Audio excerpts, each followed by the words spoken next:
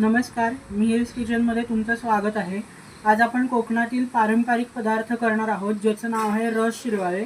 रस शिरवाळ्यांसाठी लागणारं साहित्य: 1 वाटी पाणी, 1 वाटी तांदळाचं पीठ, अर्धी वाटी खवलेलं खोबरं, चवीनुसार गूळ, वेलची पावडर, मीठ व तूप।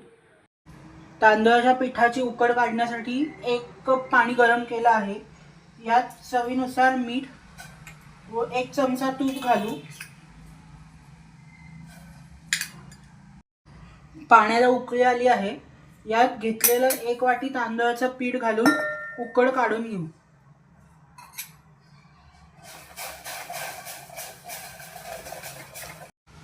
पीठ चांगलं एकत्रित झालं आहे। गॅस मंद ठेवून 2 मिनिटाची वाफ काढून घेऊ। नारळाचं दूध काढण्यासाठी आपण अर्धी वाटी नारळ घेतला आहे, तो मिक्सरमध्ये घालू। नारळाचं दूध चांगलं यावं त्यासाठी आपण हलकं गरम पाणी घालून मिक्सरमधनं फिरवून घेऊ। नारळाच्या दुधात चिमूटभर मीठ, थोडीशी वेलची पावडर व 4 चमचे गूळ घालून मिक्स करून घेऊ।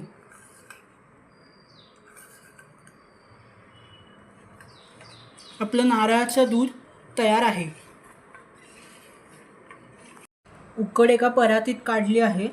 गरम असतानाच मळून घेऊ।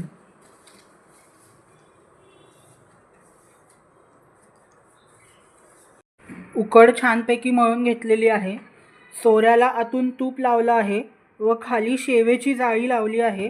त्यात ही उकड घालून सोऱ्या बंद करून घेऊ।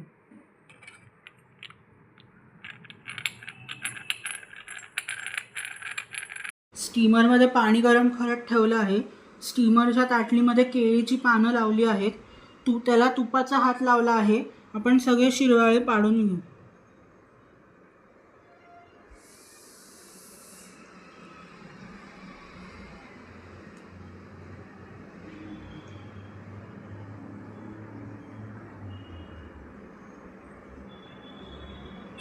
शिरवाळे सगळे काढून घेतलेले आहेत। स्टीमरमध्ये ठेवून एक 10 ते 15 मिनिटं मंद आचेवर वाफवून घेऊ।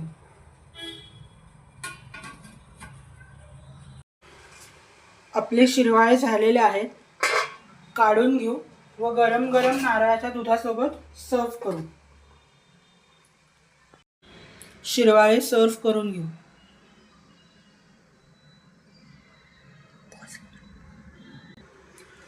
त्यावर नारळाचं दूध,